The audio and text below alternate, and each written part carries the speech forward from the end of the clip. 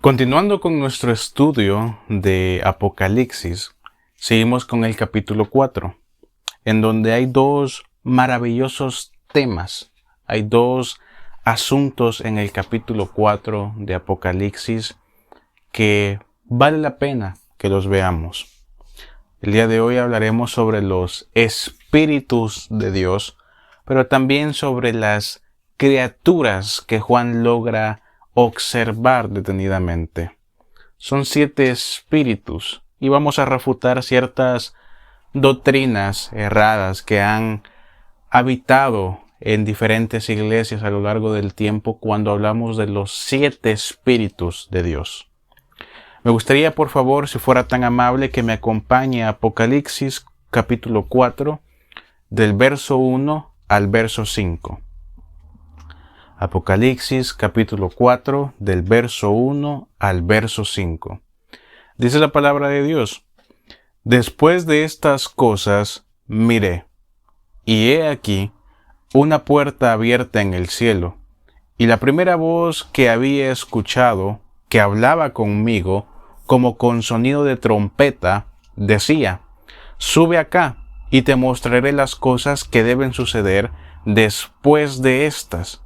Inmediatamente estuve en espíritu, y he aquí un trono colocado en el cielo, y en el trono uno sentado, y el que estaba sentado tenía aspecto semejante al de una piedra de jaspe, de sardio.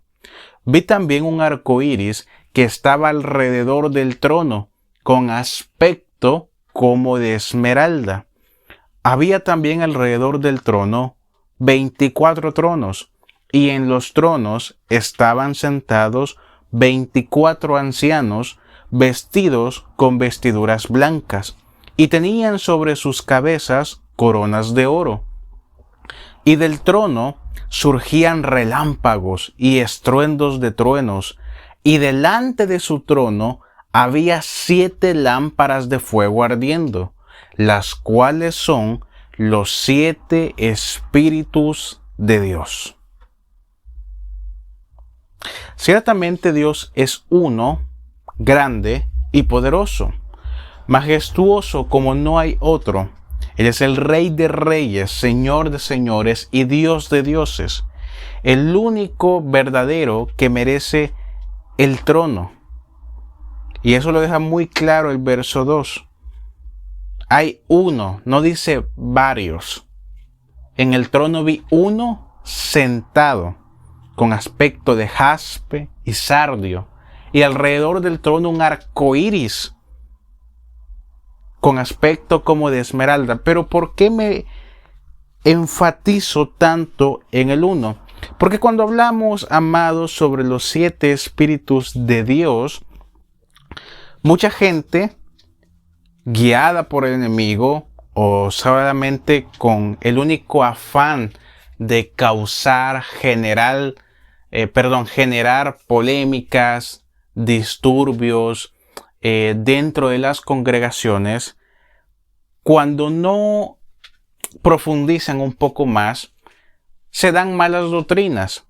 En muchas iglesias es común que cuando hablamos de los 7 espíritus de Dios, si bien es cierto que aceptan que está Dios, está el Ruach HaKodesh, el Espíritu Santo, y que está Yeshua, nuestro Mesías Redentor, cuando se habla enfáticamente de la persona de Dios, por alguna extraña razón, hay ciertas congregaciones, ciertas personas que piensan, que se imaginan que para que la persona de Dios pueda funcionar como tal, sin los 7 espíritus dentro de él, no funciona.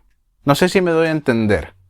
Es decir, hay gente que cree que realmente Dios no es uno solo, sino que por el contrario, son 7 espíritus pactados, los cuales conforman la personificación de Yahweh.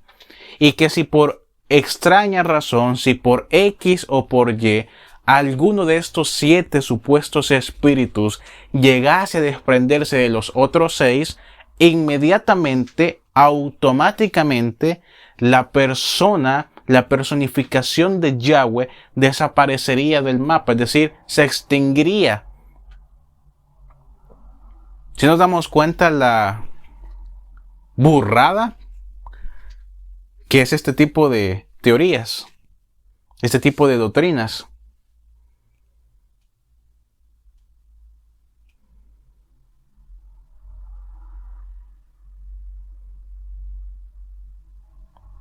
Para que Dios funcione, tienen que haber 7 espíritus que lo respalden. En ninguna parte de la Escritura, ni en la historia por parte de Israel, vemos algo como esto. Ni siquiera en el libro de las guerras, que es el libro más, con un poco más de profundidad, no solamente en la violencia, claramente, sino también, por supuesto, en lo espiritual.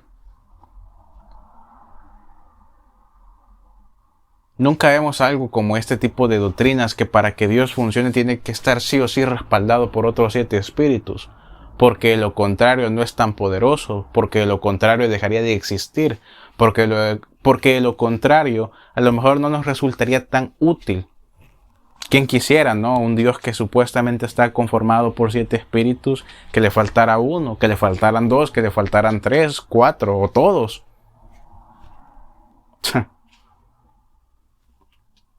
Menciona Juan, amados, que el que estaba sentado en el trono tiene aspecto de jaspe y de sardio. Ambas son piedras preciosas. El jaspe generalmente es de color rojizo, fuego y brillante. Y esta piedra a menudo se asocia con un individuo poderoso que porta autoridad. A lo largo de los años ha simbolizado fuerza, estabilidad, valor, determinación, pero también protección. Y claramente estamos de acuerdo que todas estas cualidades las posee Yahweh. El sardio, por otra parte, es otra piedra preciosa, muy hermosa. Es una piedra rojiza. También se le suele llamar en muchas ocasiones como la muy famosa cornalina. En el contexto bíblico, el sardio o la cornalina se le asocia con la misericordia, pero también se le asocia con la justicia. Ambas cualidades, misericordia y justicia, sabemos que encajan perfectamente en nuestro Señor. Recordemos, amados, que por si fuera poco, estas piedras preciosas, ambas, fueron incluidas en el pectoral que portaba el sumo sacerdote.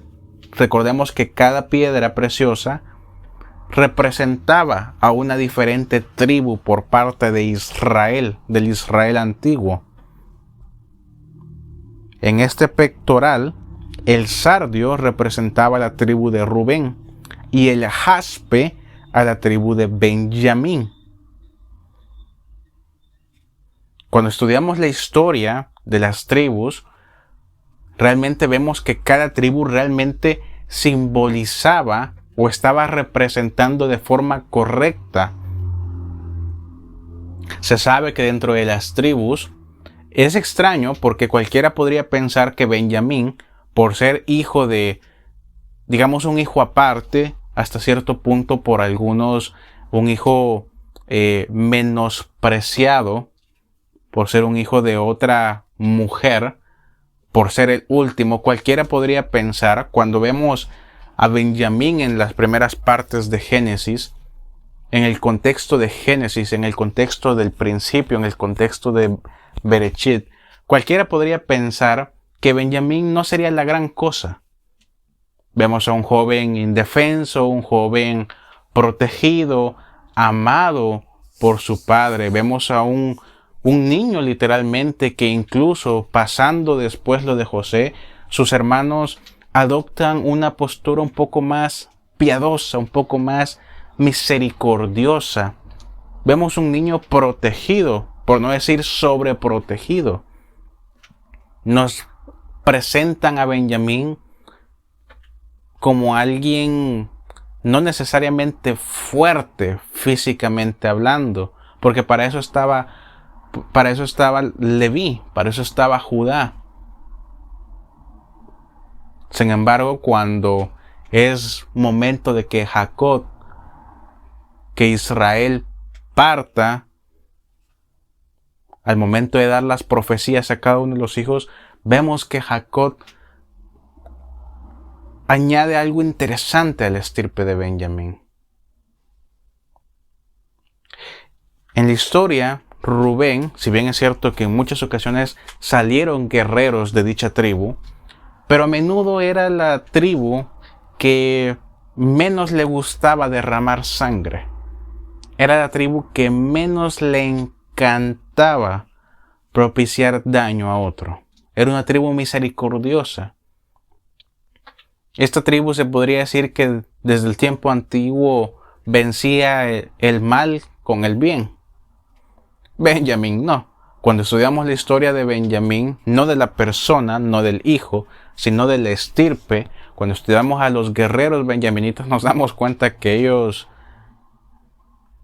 eran un asunto completamente diferente, incluso más salvajes que el león. Y es normal que sean representados con el jaspe. Individuos poderosos, con autoridad, con fuerza, con valor, con determinación, que no se rendían ante las dificultades, que se guiaban por un sentido estricto de la disciplina, del honor.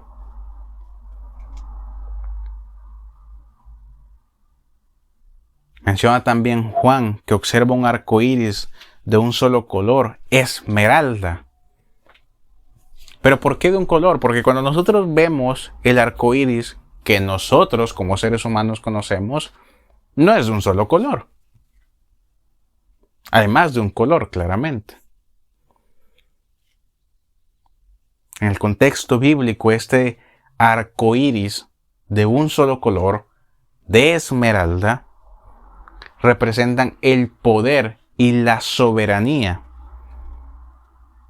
A través de las piedras y mediante el arco iris, solamente se está representando la majestuosidad, la autoridad de nuestro rey.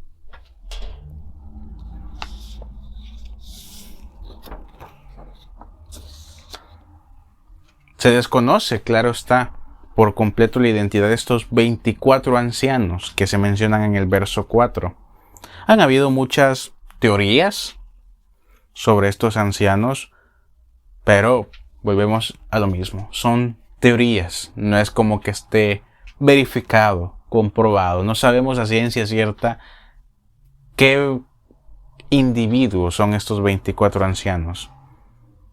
Ahora, lo que sí se da a entender es que claramente estos 24 ancianos se codean, por decirlo en un lenguaje más moderno, con Dios día y noche.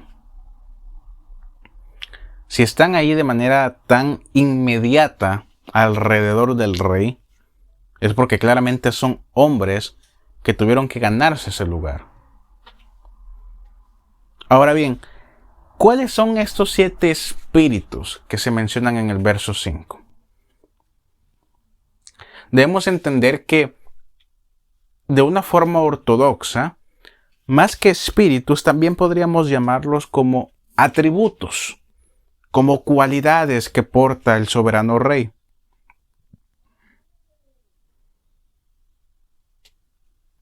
Estos 7 espíritus, estas 7 virtudes, cualidades, atributos, si usted gusta verlos de esta forma, son mencionados en el Antiguo Testamento, en el Antiguo Pacto.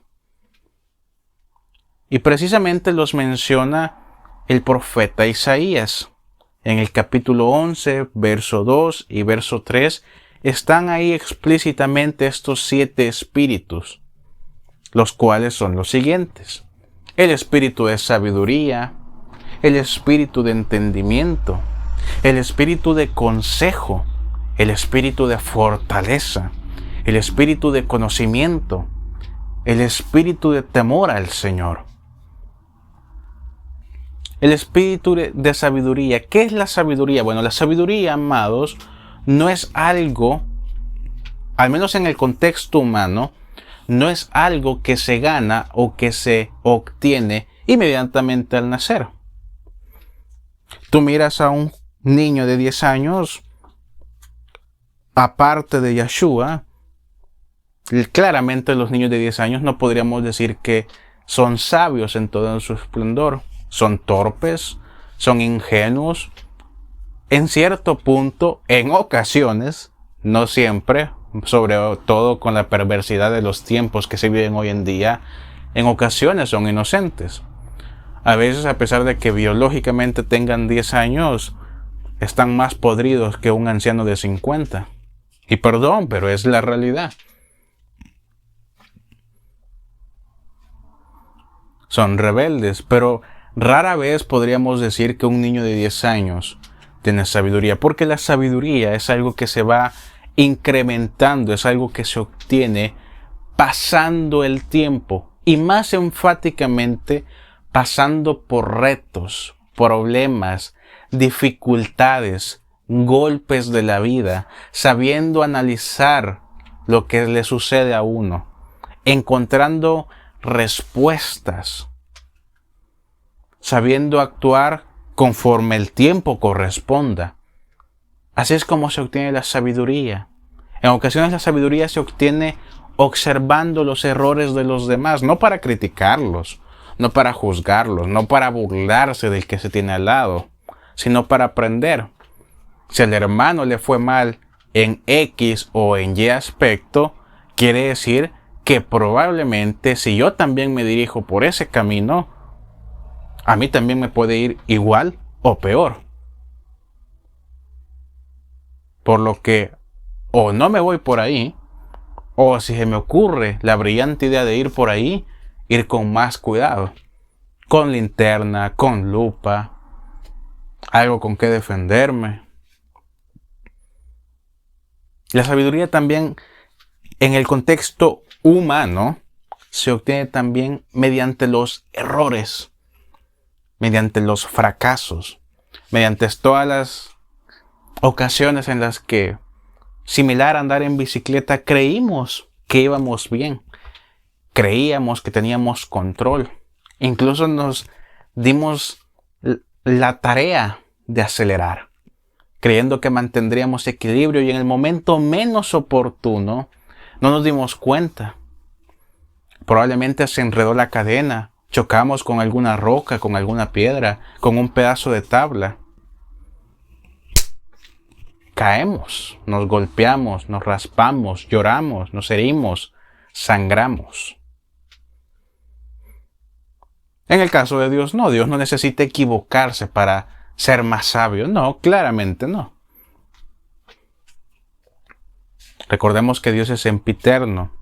No tiene un inicio, tampoco tiene un final. Él está en el eterno pasado, eterno presente, eterno futuro. Él no es inmortal, Él es eterno. Mucha gente se confunde con esto. ¿Cuál es la diferencia si al final del día ambos no pueden morir? Bueno, inmortal solamente puede ser inmortal aquel que en su momento fue mortal. Eterno, como su nombre lo indica, es eterno. No tuvo un principio, no tuvo un final, ni lo tendrá. El espíritu de entendimiento, entender las cosas. Humanamente hablando, cada quien entiende de diferentes formas, al igual que cada quien aprende de diferentes formas. Algunos son más visuales, otros son más auditivos, otros aprenden más rápido mediante la experiencia, haciendo, creando.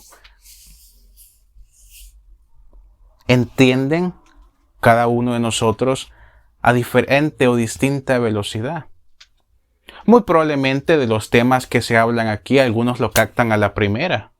Otros probablemente tienen que ver las enseñanzas 2, 3, 4, 5 veces incluso para lograr comprender el tema en su totalidad. ¿Hay problema con eso? No. Claramente hay un sentido de ventaja. El que lo entendió la primera ya le ganó al que tiene que entenderlo viendo esto 5, 6, 7 veces. Eso es más que obvio. Pero no hay problema. Al final del día cada uno tiene que llevar su propio ritmo. Tiene que llevar a la práctica, lo que mejor le funciona. Entender, analizar, comprender perfectamente algo. El espíritu de consejo. Normalmente cuando hablamos del espíritu de consejo, la gente piensa que el consejo solamente es externo, es decir, de mí para los demás, de mí para un tercero, de mí para el mundo. Y eso es parte del buen consejo, pero el buen consejo también, por figurarlo de alguna manera, es también para nosotros mismos. Se trata de ser una especie de psiquiatra, psicólogo, filósofo para uno mismo.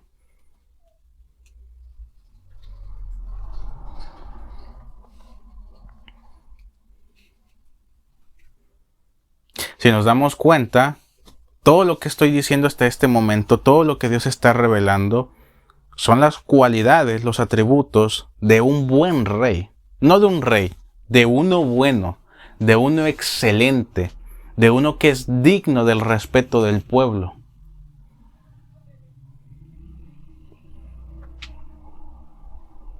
Aconsejar, por supuesto, requiere en muchas ocasiones delicadeza. Muchas veces aconsejamos cuando, al igual que con la sabiduría, ya hemos cometido errores, ya fracasamos en ciertas áreas. Yo, por ejemplo, muchas veces la gente, ustedes como comunidad, como ovejas, como hermanos en el nombre de Dios, a los cuales amo, vienen y se acercan a mí a pedirme consejo en diferentes áreas. Muchas veces en el amor. Y me toca, en ocasiones es extraño, porque yo le pregunto al Señor, ¿cómo puedo yo aconsejar sobre el amor? Cuando claramente ni estoy enamorado, no he tenido pareja, no tengo pareja, desconozco qué es lo que se siente sentir algo por otra persona. ¿Cómo puedo yo aconsejar sobre el amor? Soy el menos indicado humanamente hablando sobre esto. En lugar de venir a mí, deberían, no sé, preguntarle a algún anciano, a alguien que tenga éxito, a alguien que ya aguantó durante 40, 50, 60 años el proceso del matrimonio. Pero aún así Dios da la sabiduría para aconsejar sobre estos temas. Pero cuando vienen y me preguntan a mí, buscando consejo, en ocasiones quizás sobre peleas, en ocasiones sobre adicciones, como son cosas donde yo ya pasé, yo ya tengo conocimiento, aparte o externo al que Dios me ha dado, yo ya me curtí en dichas áreas en el pasado. Ya hay errores, ya hay marcas, ya hay cicatrices, ya hay heridas que sanaron. Y a través de esas heridas se puede aconsejar al otro. El consejo en muchas ocasiones requiere también fortaleza, requiere cierto aspecto de rudeza, dependiendo del contexto y por supuesto, uno tiene que analizar a la persona. A veces lo que el ser humano, incluso mediante el consejo, necesita no siempre es amor, no siempre es caricias, no siempre es una palmada en el hombro y échale ganas, mijo, tú puedes, tú eres campeón, tú vas a poder. No, a veces se necesita una reprimenda fuerte, se necesita a veces entrar en consejería pensando que uno va a ser amado, que sí, evidentemente se les ama en el nombre del Señor, pero uno sale muchas veces desilusionado, enojado, porque es lo que se necesita, una corrección mediante las palabras.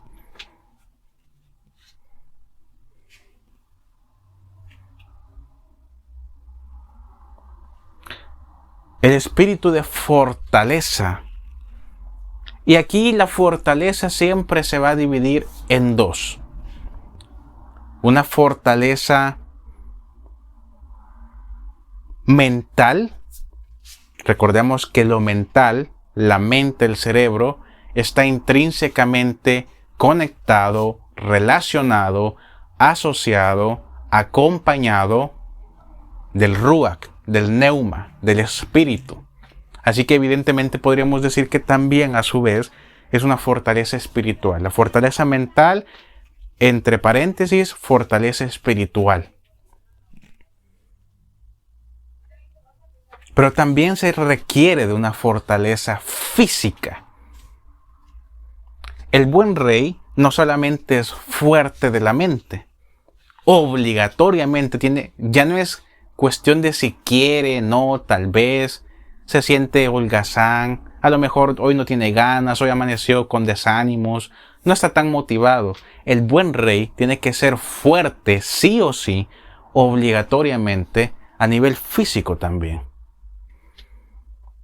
En las culturas antiguas, cuando se elegía un rey, ya sea que fuera nuevo o que el antiguo rey hubiera muerto y se pasaba por linaje o a una persona fuera de dicho linaje, los ponían a prueba mental y físicamente. ¿Por qué? Mentalmente, porque evidentemente no todo se soluciona mediante la fortaleza corpórea, mediante la fortaleza, mediante la fuerza física. No todo se soluciona a base de golpes, a base de violencia, a base de torturas. En ocasiones sí, claro está, pero no todo se soluciona así. Y fortaleza física porque evidentemente tú puedes tener una muy, pero muy buena mente. Puedes tener desarrollado a nivel tan extraordinariamente tu cerebro que no tengas a nadie que se asemeje o que se compare a ti. Pero probablemente tu cuerpo sea lo más peorcito que hay en la tierra. Y cuando es así, en aspectos físicos, claramente hay una desventaja. Un rey que representa al pueblo, porque un rey se debe a su pueblo, así como el pueblo se debe a su rey, no puede ser débil en ninguna de estas áreas. Porque cuando con palabras, cuando con estrategia, con tácticas, no se puede resolver cierto asunto, hay que utilizar la fuerza. ¿Qué fuerza va a tener un cuerpo que nunca ha sido adiestrado? Sería un hazmerreír, ¿no? Imagínate que hiciéramos dos competiciones. En la primera competición, digamos que se va a tratar de lucha. Y ponemos a los hermanos más fuertes contra aquellos que claramente a nivel físico son más débiles. ¿Quién quedaría en vergüenza?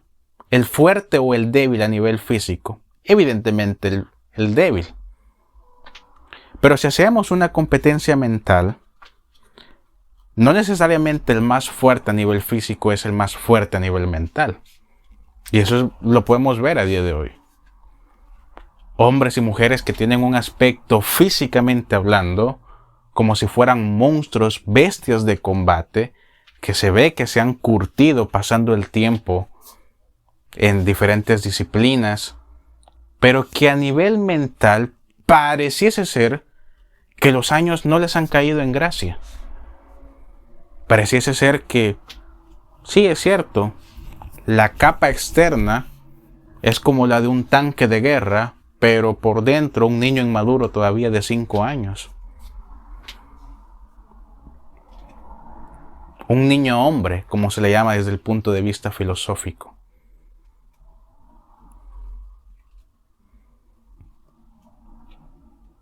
El espíritu de conocimiento. Y bueno, ¿cuál es la diferencia entre la sabiduría, el entendimiento y en este caso el conocimiento? Porque cualquiera podría pensar que es lo mismo. Se relacionan, se fortalecen entre sí, pero intrínsecamente de una manera más detallada, claramente son diferentes. El conocimiento no solamente se basa en repetir, no solamente se basa en memorizar X o Y tema, no solamente se trata de prepararse para un examen la última semana que tienes disponible y sacarte un 10, un 9, un 8 probablemente en el examen. Eso no es conocimiento, es parte de, pero no lo es en su totalidad. Porque el conocimiento es algo que se aguarda, no es algo que se desecha. Muchas veces cuando nosotros decimos yo tengo mucho conocimiento, mentiras. Si yo, por ejemplo, te digo, léeme este libro y dentro de un mes te voy a preguntar de qué trata. Ok, hermano, está bien. Comienzas a leerlo, te lo terminas acabando. Si eres un poquito más listo, haces una reintrospección, te avientas un resumen, utilizas alguna metodología para memorizar. Llega el día, aquí está, pastor, aquí está el libro. Dime de qué trató. Ah, pues trató de esto, esto y esto, se explicó esto y esto y esto, se trató de este y este y este punto, lo ejemplifiqué con esto y esto y esto. Muy bien, excelente. Aprobado. Y ya. Pero si pasa otro mes y yo vengo y te pregunto, oye, ¿te acuerdas del libro que hace 2 meses estudiaste? Sí, me acuerdo cuando usted me lo dio. ¿Y de qué trató? Híjole, pues es que, fíjese que me acuerdo, pero solamente de ciertas cosas. ¿De qué trataba el inicio? Y a lo mejor me expliques algo que estaba en el desarrollo. ¿De qué trataba el final? Y me adjuntas cosas que se vieron en el inicio. Y al tercer mes, me acuerdo del título, lo demás me acuerdo quizás las primeras 2 hojas, hermano. El conocimiento no es algo que se vomita, no es algo que se expulsa, es algo que una vez ingerido, incluso cuando es amargo, incluso cuando nos hace daño, debe de retenerse, debe de aprisionarse. Es como encadenarlo para que no se escape. Ese es el verdadero conocimiento. El conocimiento no es solamente memorizar, es también llevarlo a la práctica.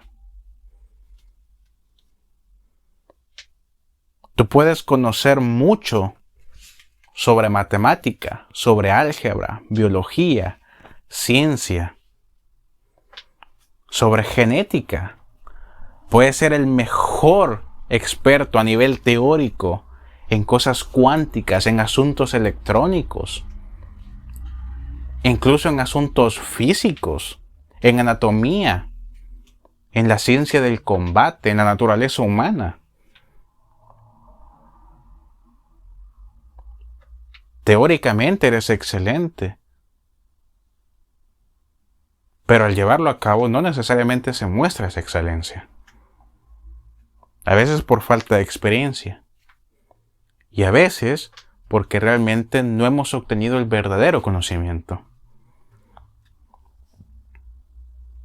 El auténtico conocimiento, amados, antiguamente no era algo que se daba, no era un regalo que se le daba a todo el mundo.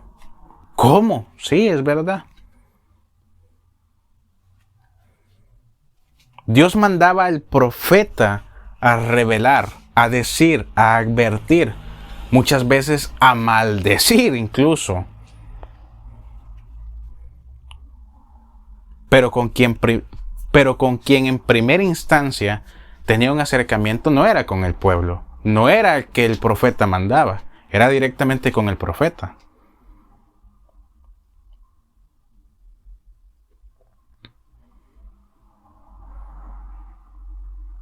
Todos los hijos de los patriarcas conocían a Dios, pero con quien primeramente Dios tenía que tener una reunión cara a cara no era con los hijos, era con el hombre del hogar.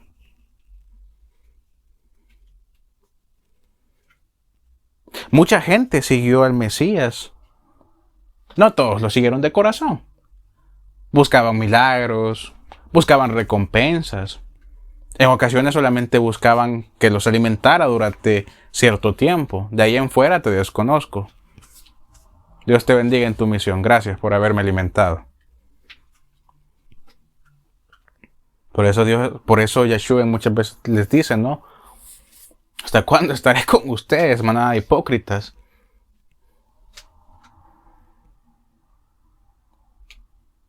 Yeshua explicaba el Evangelio, daba las buenas nuevas y era amable con todos. No negaba hacer un milagro, fortalecer, dar palabras de aliento. Pero al final del día, los más próximos a él no era el vulgo común. ¿Quiénes eran? Los apóstoles. Sus camaradas.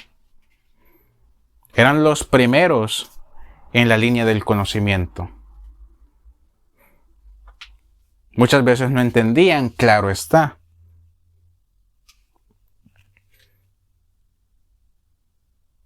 El verdadero conocimiento no era algo obsequiado a diestra y siniestra. No era algo que se ofrecía con brazos abiertos a todo el mundo. Se seleccionaba. ¿Pero por qué? Incluso así es como se debe de hacer a día de hoy. ¿Por qué? Bueno, porque muchas veces el conocimiento destruye a las personas. El conocimiento es como la verdad. Las verdades que son dulces, claro, todo el mundo las ama, todo el mundo las quiere.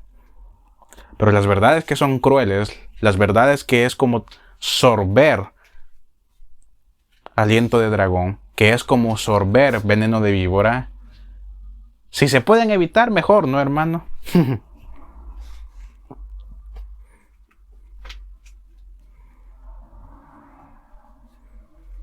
De la misma manera es el conocimiento. Y no todo el mundo usa el conocimiento para bien. Ese es el peligro del conocimiento. Por eso es que el conocimiento, Dios sabe a quién se lo da y a quién no se lo da. Incluso dentro de las congregaciones. ¿Cuántas veces hemos visto personas que, no lo digo con el afán de ofender, cuando estaban más ignorantes, cuando eran un poco más torpes en ciertos asuntos espirituales, es cierto, no lo sabían todo, pero estaban más guiados, adiestrados por el Espíritu. Estaban más rectos conforme a lo que se pide en la palabra. Y en cuanto Dios les reveló algo, les dio a conocer, en cuanto por primera vez dejaron la teta, dejaron la leche y probaron de pura casualidad, de pura chiripa, un poco de miel con carne, automáticamente se desviaron. ¿Cuánto hemos visto ese tipo de casos en las congregaciones?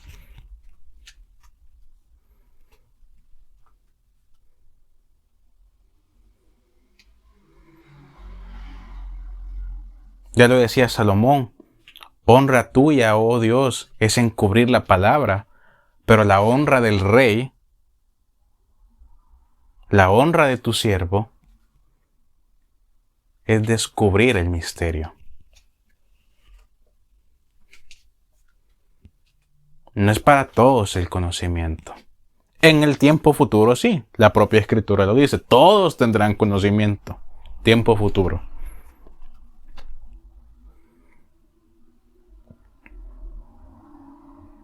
Ese es el riesgo del conocimiento, que no todos lo van a utilizar de la misma manera. No todos lo van a utilizar con un propósito, con un afán excelente.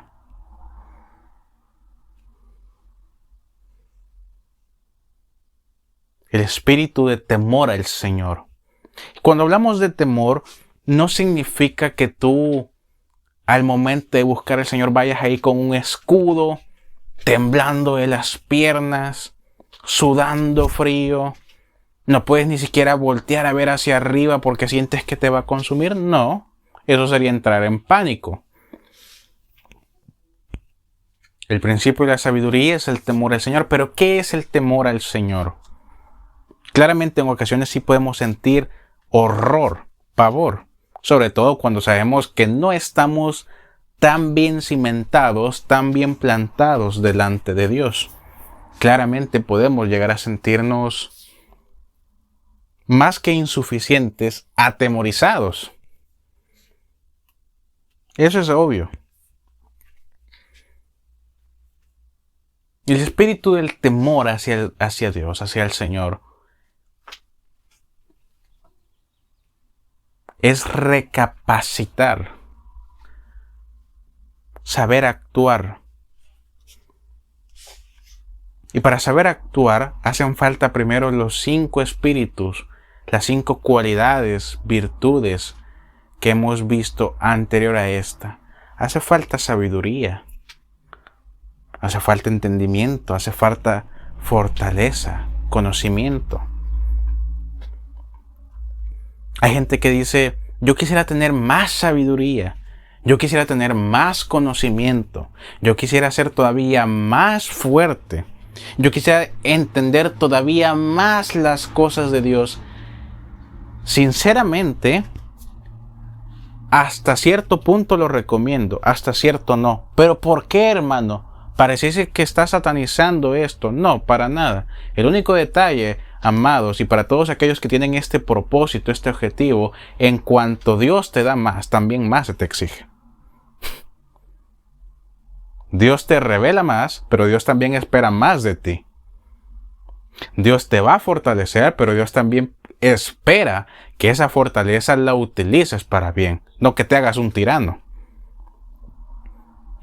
En cuanto Él te revele, en cuanto Él te dé más sabiduría, por consecuencia, Él espera que actúes con más sabiduría dentro, fuera de la iglesia, en medio de tu núcleo de hermanos, pero también con tu familia, también con tus hijos, también con tu esposa, también con tu esposo, también con tus padres, también incluso contigo mismo, contigo misma.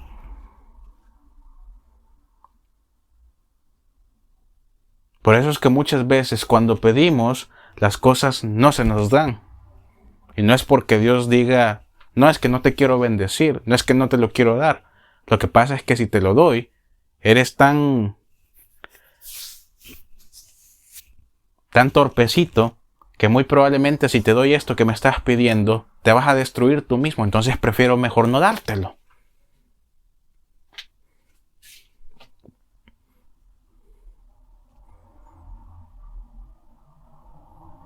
Porque me pides conocimiento, pero en cuanto sabes algo nuevo, en lugar de utilizarlo para el bien, lo utilizas para manipular. Tratas de ver de qué manera puedes engañar el mundo. ¿Cómo se supone que te dé algo así yo? Me pides fortaleza mental, pero esa fortaleza mental bajo tu propia lupa, bajo tus propios ojos, es más que nada frialdad humana. Y es cierto, en muchas ocasiones, tanto como hombre como mujer, tienes que ser frío, tienes que abandonar el corazón, tienes que sacártelo y tirarlo a un cesto de la basura. Pero eso no significa que vas a ser así 24/7. Me pides fortaleza física. Con un poco que se te dé, te estás rebelando en contra mía. Te rebelas en contra del más débil. En lugar de protegerlo, comienzas a hacerte su buleador. ¿Cómo puedes pedirme algo así?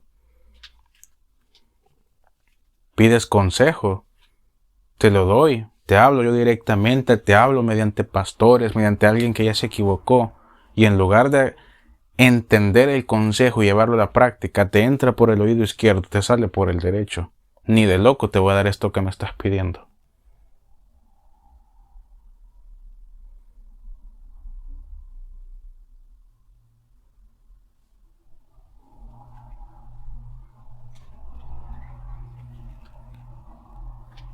Amén.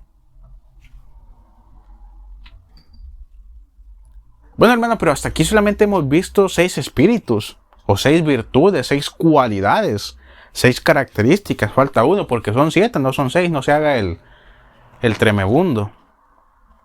¿Cuál es el séptimo espíritu? ¿Cuál es la séptima virtud, la cualidad, la característica? Y es el espíritu de piedad. no se menciona explícitamente en el pasaje de Isaías. Sin embargo, en el contexto de Apocalipsis y en general en todo el Nuevo Pacto, en el Nuevo Testamento, a partir de la época de la gracia, se asocia el espíritu de piedad, la cualidad, la virtud, el talento de la piedad con la plenitud del Ruach HaKodesh, es decir, con el Espíritu Santo.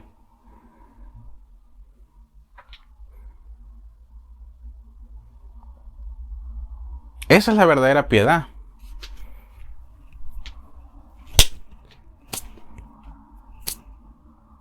Esa es la auténtica piedad.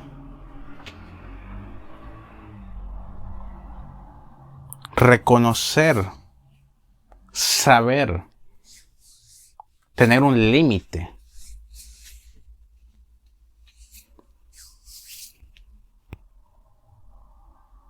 A veces la piedad, hermano, es saber que uno puede hacer mal, que uno puede destruir a otro, quizás con palabras, quizás con actos barbáricos a nivel físico, y abstenerse. Eso es más bien gracia. Dar algo inmerecido. Y nosotros también utilizamos en muchas ocasiones las gracias. Yo lo he visto, los padres con los hijos.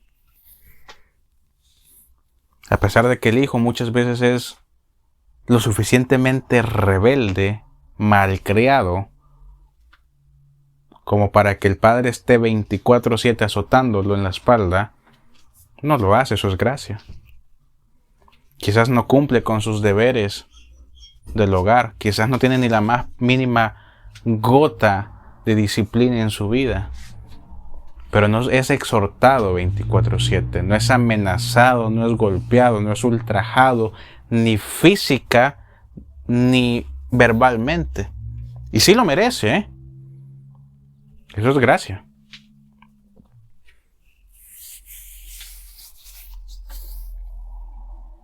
Lo veo en las relaciones de parejas. Muchas veces desde un ángulo externo, en otras ocasiones porque vienen a pedir consejo. ¿Cree, hermano, que merezca otra oportunidad? No la merece. Algunos son bien directos. Yo di todo por esta mujer ingrata, insensata, desgraciada, que no sé qué, que no sé cuánto. Pero aún así le voy a dar otra oportunidad porque la amo. Eso es gracia.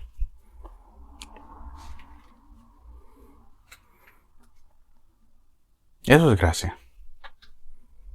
La piedad es, incluso muchas veces con el castigo, tener cierto límite.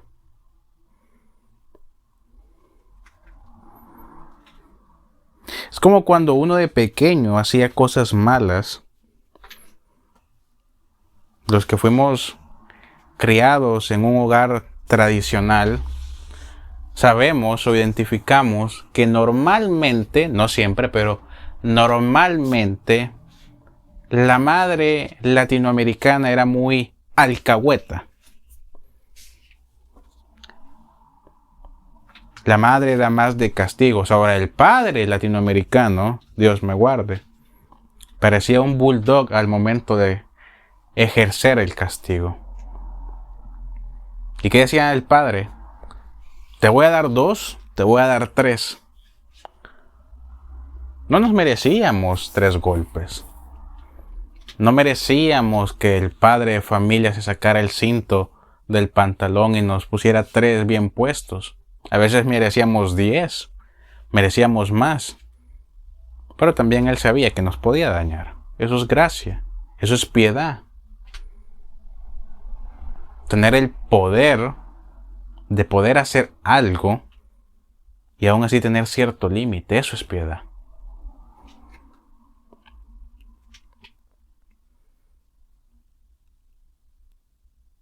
Dios ha sido piadoso con nosotros, por supuesto. El mero hecho de que estemos aquí congregados, reunidos, ya es un gran acto de piedad. Porque por mera lógica, por mera métrica, Nadie debería estar aquí, sobre todo yo, para empezar. Y aún así aquí estamos.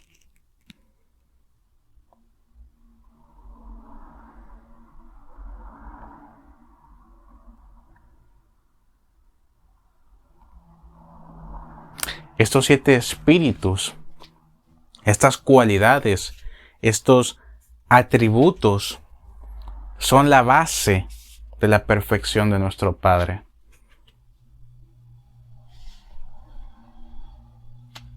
Esto es lo que representa la realeza, lo que representa la perfección. Y nosotros podemos aplicarlo también, si bien es cierto que nunca vamos a ser perfectos, eso es más que obvio. Pero al menos estos 7 espíritus, estas virtudes, estas cualidades, estas características, no nos harán perfectos.